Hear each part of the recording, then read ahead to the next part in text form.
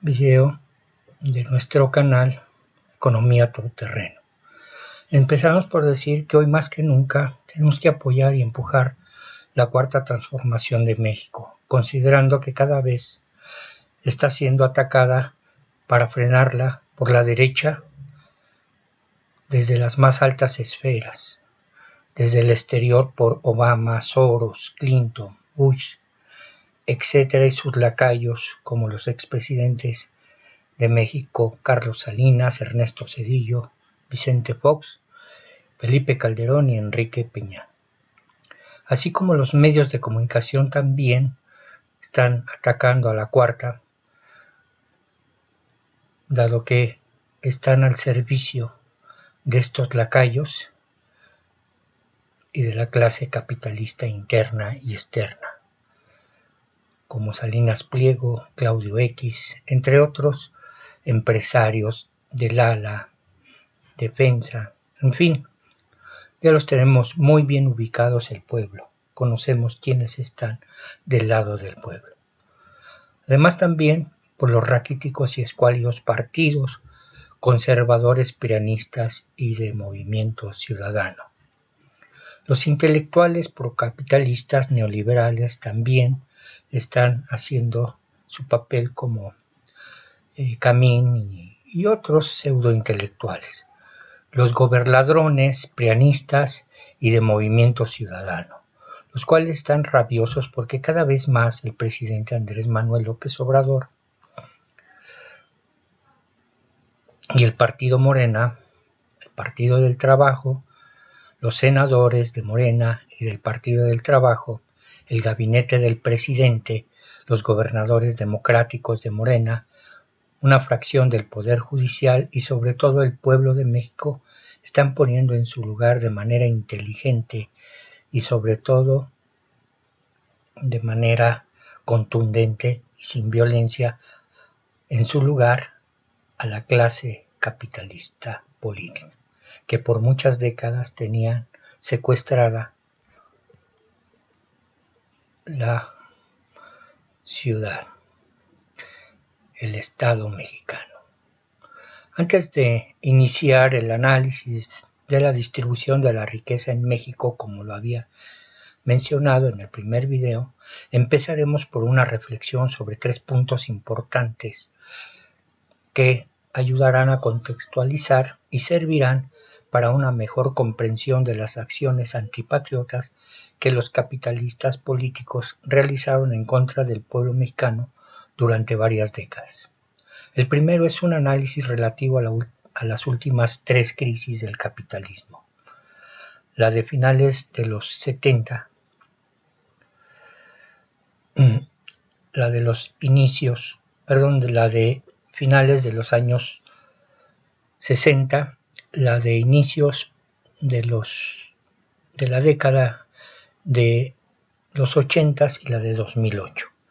que abarcan alrededor de 50 años. El segundo, que denomino como ciclo político económico sexenal mexicano, o donde se daba la salida o fuga de capitales sexenales, y el tercero, la desaceleración de la economía mexicana y de las actividades sociales, políticas y culturales en el marco de la pandemia mundial. Estas precisiones del acontecer nacional y mundial son importantes considerando que los procapitalistas e intelectuales sin conciencia y otros mentecatos encubren la realidad, hablan sin sustento, sin información, sin bases, sin sentido. Solo dicen falsedades y mentiras sobre el origen de la situación económica y de las condiciones en que vive el pueblo mexicano. Por lo que se requiere un análisis más exhaustivo o integral de los momentos actuales para poder dimensionar los problemas y por lo tanto sus soluciones. De lo contrario, se entraría en un terreno pantanoso, subjetivo y sobre todo equivocado, lo cual retardaría aún más revertir la pobreza como objetivo inmediato y último de la cuarta T. Punto número 1. La crisis del sistema capitalista a inicios de los años 70. A mediados de los años 70 del siglo pasado, el capitalismo entró en una crisis financiera como resultado de los excedentes de petrodólares, excedentes que fueron enviados de manera impositiva a los países menos desarrollados, para sacar de la crisis al imperio, lo que condujo a la creciente deuda de los países, en particular de Argentina, Brasil y México. En el caso de México, la deuda era alrededor de 3.000 millones de dólares en el sexenio de Luis Echeverría, aumentando para finales de los años 80 en alrededor de 60.000 millones de dólares. La acelerada deuda mexicana puso el destino de millones de mexicanos en manos de los organismos financieros internacionales que comanda el imperio, como el Fondo Monetario Internacional, el Banco Mundial y así las transnacionales, al otorgar una serie de concesiones a las mismas sobre los recursos naturales, los activos del Estado mexicano, además de abrir un mercado laboral con salarios bajos y precarios que a partir de 1976 entraron en franco y constante decrecimiento, donde se impuso o se aceptó sin cortapisas la política económica neoliberal por parte de los gobiernos peronistas. Es importante mencionar que López Mateos, Díaz Ordaz y Luis Echeverría, de acuerdo a documentos desclasificados en Estados Unidos, fueron agentes centrales de Estados Unidos, es decir, de la CIA. También en el periodo después, un personaje que fue exsecretario de Hacienda, Ernesto Cordero, según el periódico La Jornada, era agente de la CIA. Esta nota nunca fue desmentida. Punto 2. La crisis del capitalismo a principios de la década de los 80. Esta crisis de orden financiero y energético por las enormes deudas públicas y la caída de los precios del petróleo hizo arribo a inicios de la década de los 80, como consecuencia de la incapacidad de los países subdesarrollados por tener la capacidad de absorber cada vez menos o nulos créditos, y de su incapacidad de hacer frente al pago de la deuda. En el caso de México, el traidor a la patria y entreguista Carlos Salinas de Gortari se sometió como lacayo, que sigue siendo, entregando el país y condenando a generaciones de mexicanos a la pobreza y a la explotación, aumentando cada vez más la dependencia del país con el capital financiero, generando una desigualdad sin precedentes, en tanto que los países de Argentina y Brasil entraron en una moratoria o suspensión de pagos, siguiendo el mismo camino después de sumisión y de dependencia, desigualdad y entrega de sus recursos humanos y naturales al imperio. Punto número 3. La crisis de 2007-2008. El sistema capitalista entró a una crisis financiera originada por los escandalosos y enormes fraudes que venían año con año carcomiendo la estructura financiera de los estadounidenses,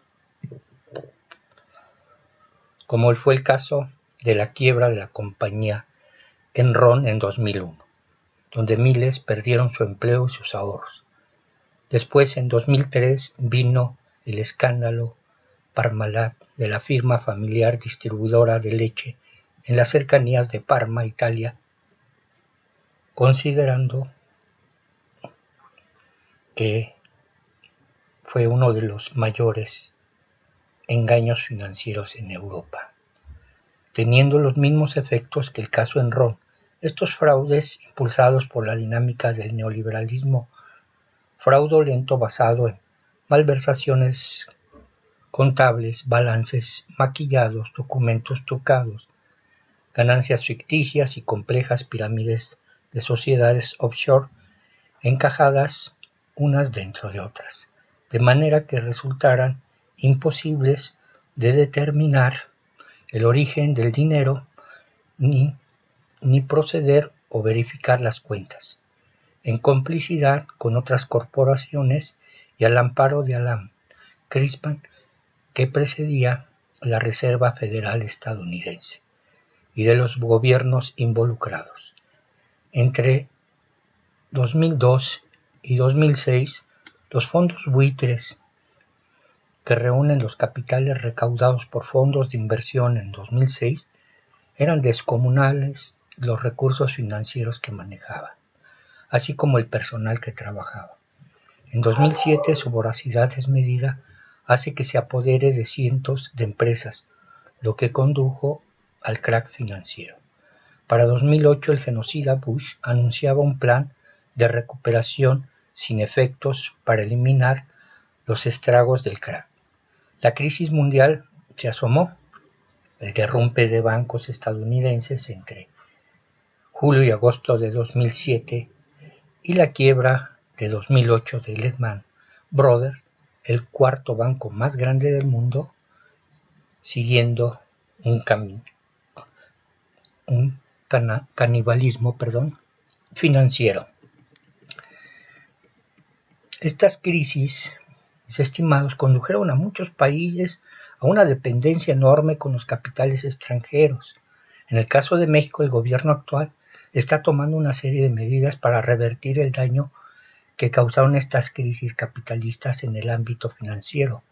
Los capitalistas políticos, funcionarios y por la pandemia no está endeudando más al país como quisieran los vendepatrias, como Ángel Gurría, mejor conocido en el bajo mundo de la Organización para la Cooperación y Desarrollo Económico como el ángel de la dependencia, así como el Fondo Monetario Internacional, los mercenarios financieros nacionales e internacionales, por lo que está conminando a que los empresarios paguen sus impuestos para fortalecer las finanzas y no endeudar al país y apoyar a los que menos tienen. Que los empresarios hagan negocios de manera lícita, que el presupuesto de la Federación se dirija a proteger a los que menos tienen con programas de alto impacto social directo, que las inversiones gubernamentales se dirijan a proyectos rentables, no solo económicos, sino también sociales, culturales, ambientales. Bueno, algo importante del gobierno actual sería llegar a tener el control del sistema financiero y limpiar de lacayos que aún existen en la Secretaría de Hacienda, el Banco de México y en otros entes financieros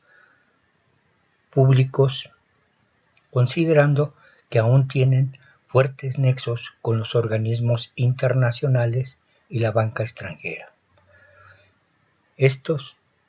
personajes vienen desde Miguel Alemán y Ortiz Mena. Podemos ver simplemente los apellidos de algunos secretarios de Hacienda o del Banco de México. Los ciclos empresariales neoliberales. Durante los gobiernos neoliberales prianistas se tenía como característica cada fin de sexenio ver la disminución del Producto Interno Bruto o la riqueza y la fuga de capitales. Este ciclo en algunos casos pudo coincidir con la crisis del sistema capitalista o bien ahora con la pandemia. Cada 6 años al iniciar sus actividades el nuevo gobierno prianista estaba condicionado por los grandes capitales internos y externos. Su retorno, es decir, dependía de la seguridad y de la rentabilidad que brindara el nuevo gobierno impuesto desde el interior y el exterior por los capitalistas.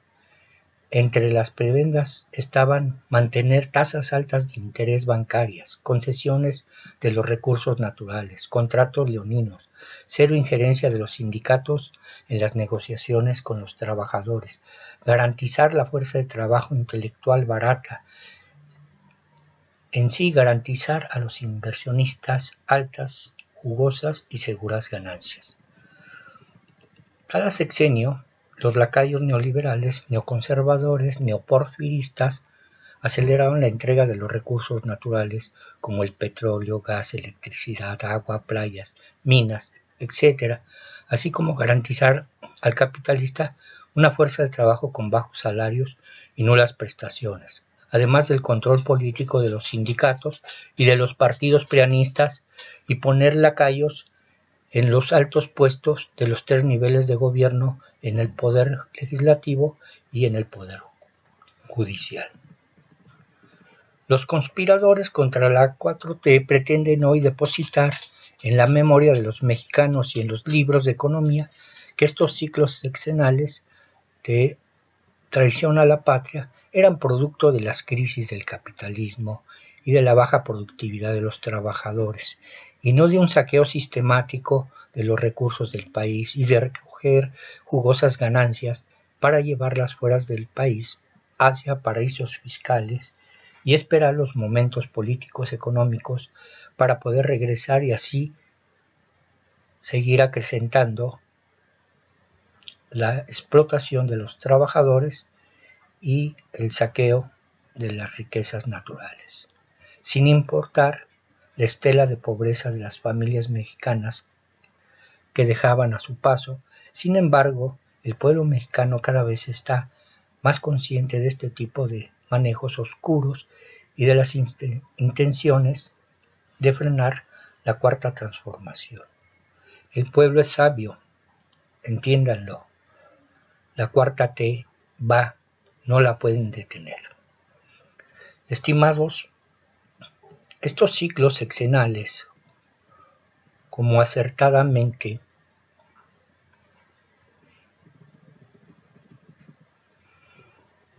lo señala el presidente Andrés Manuel López Obrador, se sustentaron en la corrupción y la violencia, es decir, en la inmoralidad y en un estado de chueco, que tuvo como marco jurídico el dinero y la injusticia, es decir, el pueblo mexicano quedó sin protección de las leyes e instituciones. Hoy la 4T está tratando de revertir las carencias y las violaciones a los derechos humanos, entre ellos el derecho al trabajo, el tránsito libre, a la equidad de género, a la libre expresión, a la educación, a la salud, a la lucha del pueblo por un mejor nivel de vida. En sí, la participación del pueblo desde cualquier ámbito debe de ser permanente contra los vendepatrias, para dar paso a una mejor forma de vida de los mexicanos. Estos esfuerzos que la 4T está realizando llevan un proceso largo. Si bien el presidente López Obrador y su gabinete y los morenistas están poniendo el ejemplo de su entereza, compromiso y honestidad, no debemos olvidar los mexicanos que los gobernadores prianistas y la cúpula empresarial tienen que cumplir con el mandato constitucional de servir al pueblo, o de lo contrario debemos exigir su salida o exilio, como del cínico de Calderón, el demente